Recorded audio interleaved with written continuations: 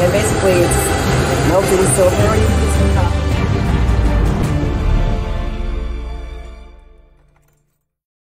Welcome back. You're watching The Incline with Crystal, and I am here with a good friend of mine, Janeen, with the St. Louis collection at the New Black Wall Street Market. Right, Janeen? Yes, how you doing?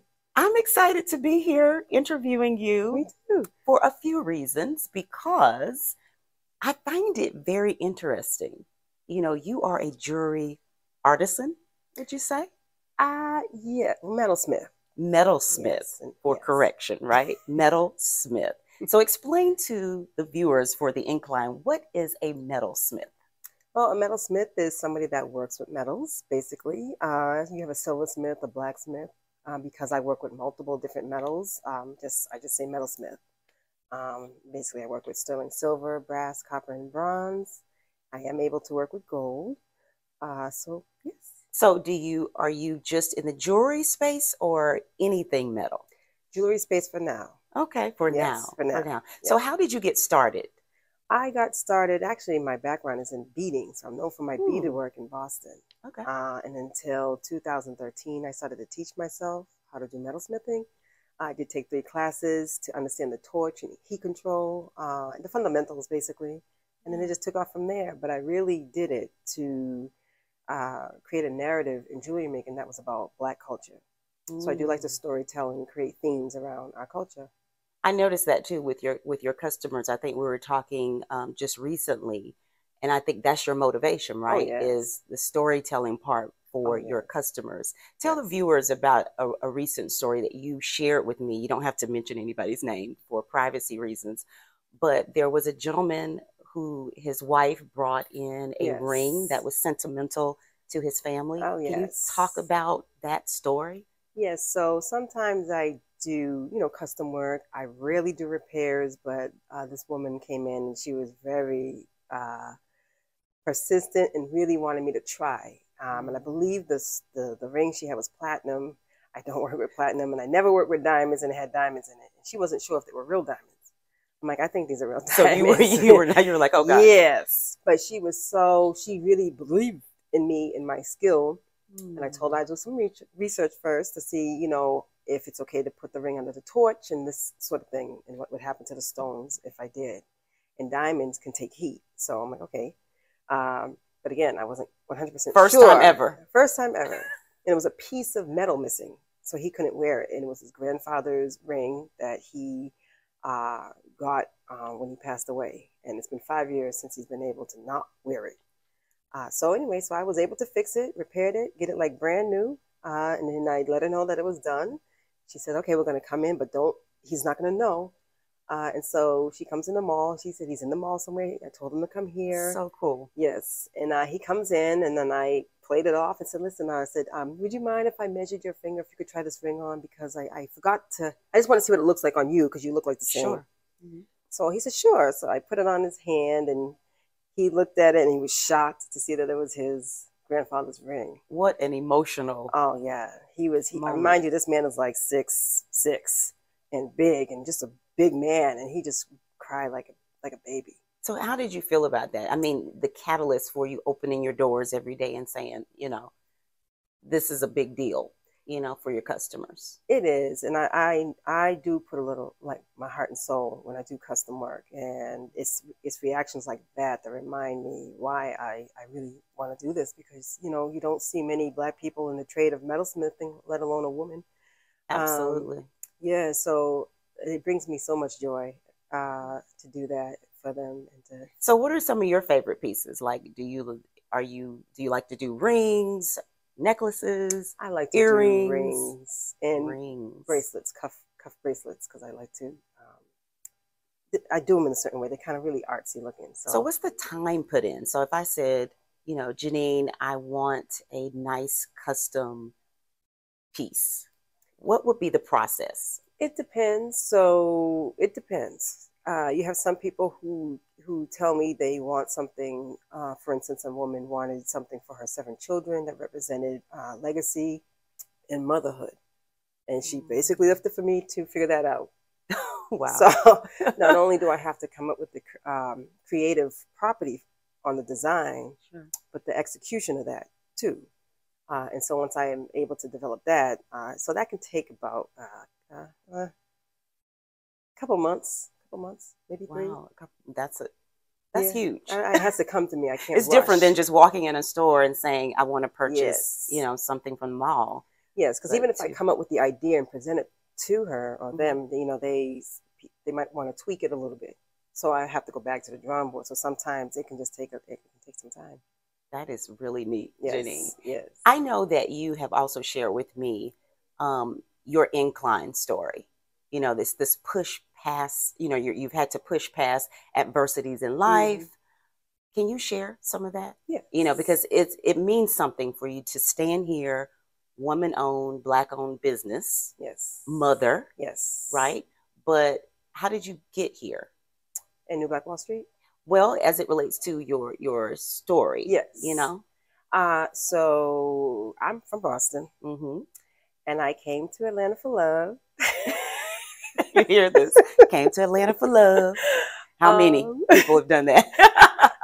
And I've always been a very culturally prideful, nationalistic person about my culture and my people. Gotcha. And so the person I did fall in love with happened to be Hashim Nzinga, national chairman of the New Black Panther Party.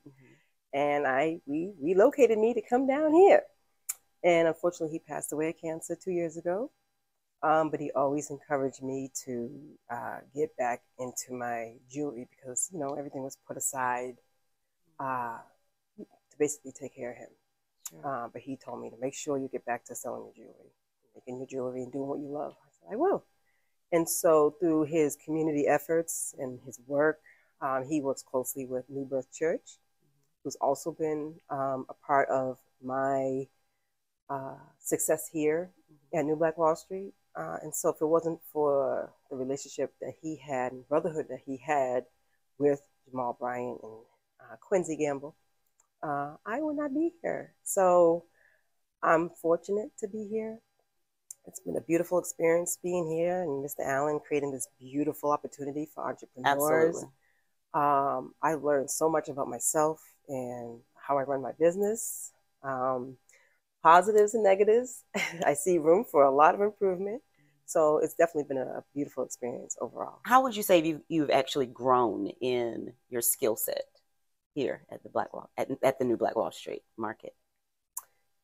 Okay, so well, I wouldn't say skill-wise because it's repetition. The more you do it, the better you get. Okay. But I will say, you would say that as a creative, right? Yeah. Those of us who have no idea how to become a metalsmith, right? Yeah. But I started off from nothing, so everybody can definitely learn it. You just gotta want to be willing to learn and sure. develop the skill.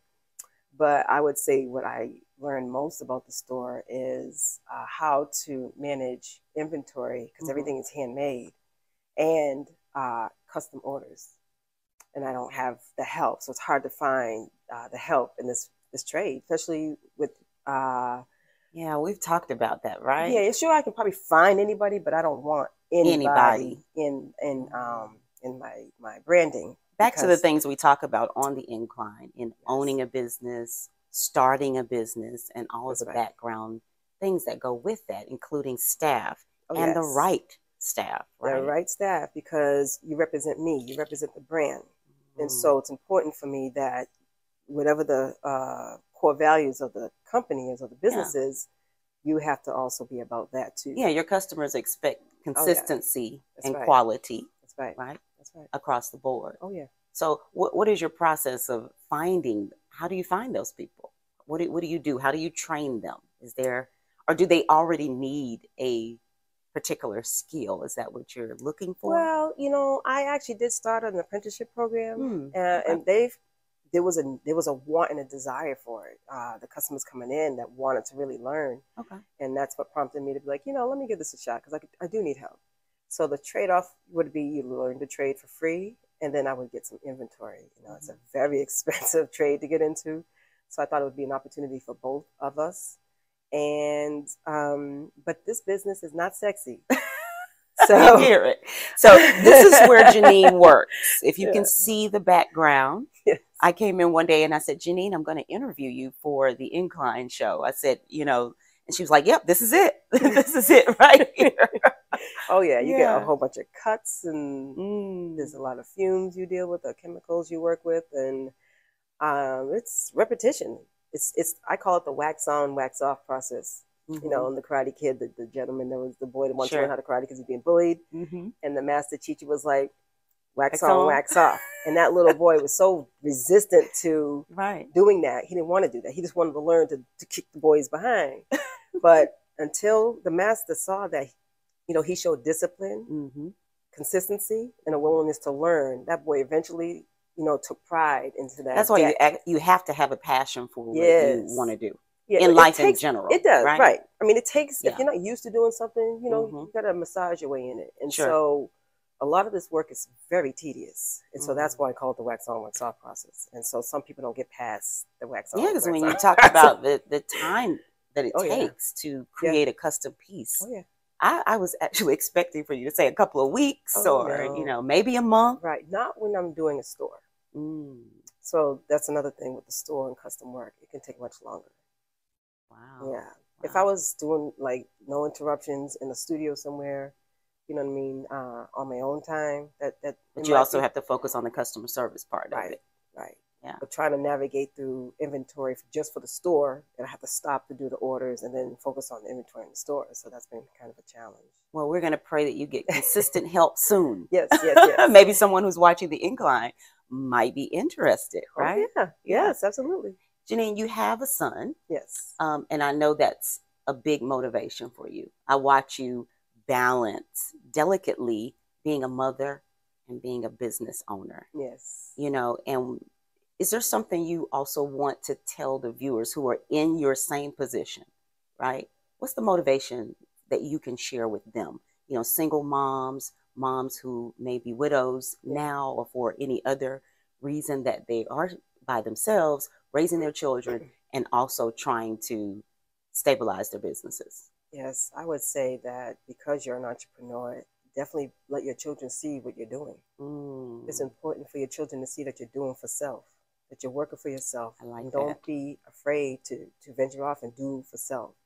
You know, Marcus Garvey, one of my greatest entrepreneurs, encouraged that for Black people, do for self. So I bring my son to work with me so he can see. So he can see that this is our store. You know, look what mommy's doing. I'm making something with my hands. You know, I hope he'll inherit all this and take on the craft, but that's on him. But I definitely want him to see me building something and working with my hands and then operating a store, how I interact with people, you know, and showing cultural pride and, you know, and putting culture into my work. Interacting in how you treat customers too. That's right. Is such a big deal. That's right. Isn't it? Oh, yeah. So what's the next step for, you know, the St. Louis collection? So part of, from here, you know, I have, you know, the steps. My goal is to brand my jewelry with a specific line of jewelry and patent that. And create a jewelry that is all about cultural pride, because that's what I'm about, that we can be proud of. It's about legacy. They're heirlooms. They appreciate with time, not depreciate with time. And you'll have to come in the shop because there's beautiful pieces in Janeen's shop. Yes, just absolutely gorgeous. I mean, I haven't even touched the surface yet, you know, because it's, like I said, trying to have inventory and then do orders. I don't get to really flex like I want to. You hear, right? She's got to flex a little bit. It's coming though. It's coming because of the consistency, the dedication, right? You know, in all of the challenges that you have, she still comes in. She has a smile on her face. Her son is happy. You know, it's a genuine love for her customers, a genuine love for, you know, creative pieces that she's carrying in her shop. So it's all working together. Oh, yes. Absolutely. Yeah. Well, thank you so much, Janeen. Absolutely. I really appreciate the time that you're spending on the Incline with Crystal. Absolutely. And we hope that somebody out there is motivated by Janeen's story. Okay? We'll see you yes. the next time on The Incline. Bye. Bye-bye.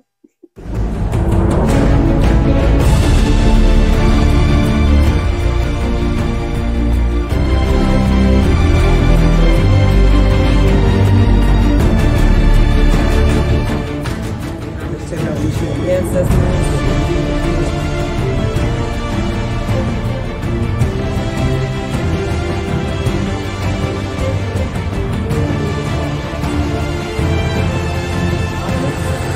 And basically it's melting silver